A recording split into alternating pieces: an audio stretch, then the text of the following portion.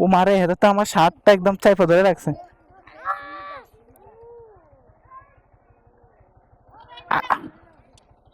এতে কে, এতে কে? তোমার ভাই? আচ্ছা, কথা বলতে পারে না? কান্না করবো নাকি? হ্যাঁ, কান্না করলে বসে, আমি ওই যে ওখানে নিয়ে তারপর নামাই দিমু। আচ্ছা, তাহলে তাহলে চলে যাই। আচ্ছা,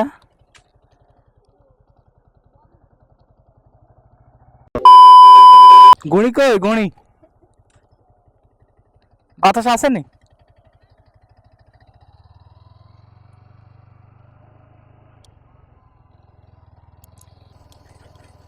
সকালবেলা ঘুম থেকে উঠা একটু বাইক স্টার্ট দিয়ে আমি টাস্কে খেয়ে গেছি।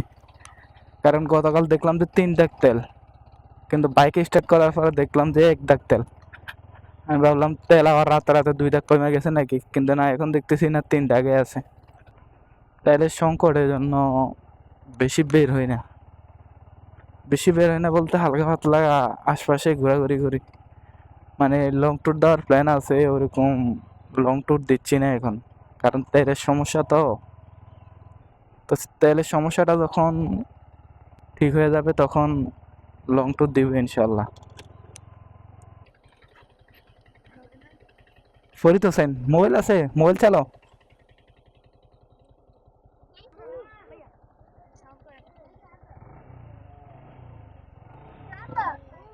ও মারে, এটা তো আমার শার্টটা একদম চাইপা ধরে রাখছে।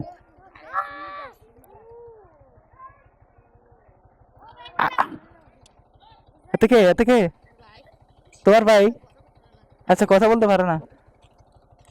কান্না করবো নাকি? হ্যাঁ, কান্না করলে বসে, আমি ওই যে ওখানে নিয়ে তারপর নামাই দিমু। আচ্ছা, তাহলে তাহলে চলে যাই। আচ্ছা,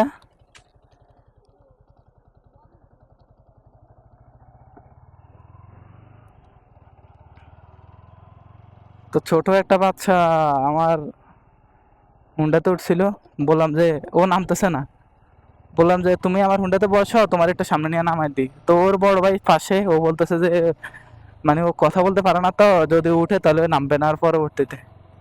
এই জন্য ওর বড় ভাই ওরে টাইনা নামাই ফেলছে। এটা দেখে আসলে আমার নিজের কাছেই খারাপ লাগছে। এত কম বয়সে কথা বলতে পারে না। অনিশ্চিত একটা ভবিষ্যৎ নিয়ে সে বড় হচ্ছে।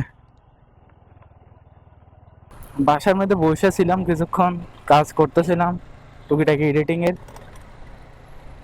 তো ভাল লাগতেছিল না, মানে মন চাইতেছে যে বাইরে যাই কোথাও। তো এই জন্য বাইরে এলাম। আর একটা পার্সেলও আসার কথা ছিল, ওই পার্সেলটাও দেখবো আসছে কিনা। আবার আজকে শুক্রবার, এখন পার্সেলের দোকান খোলা কিনা সেটাও দেখতে হবে। কারণ শুক্রবার মনে হয় ওদের বন্ধ থাকে।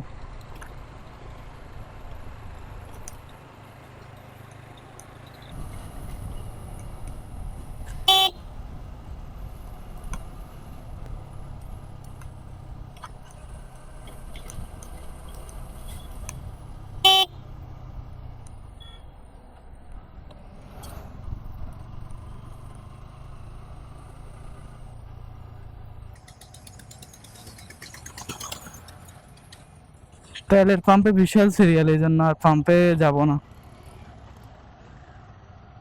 আমার অবশ্য তেল আছে, মানে যে 2-3 টাকা আছে এটা দিয়ে আমার চলে যাবে, সমস্যা না। আমি যেহেতু এখন কোনো লং ট্যুর দিচ্ছি না, তো এই জন্য আমি তেলের জন্য তো সিরিয়াল ধরার দরকারও নাই।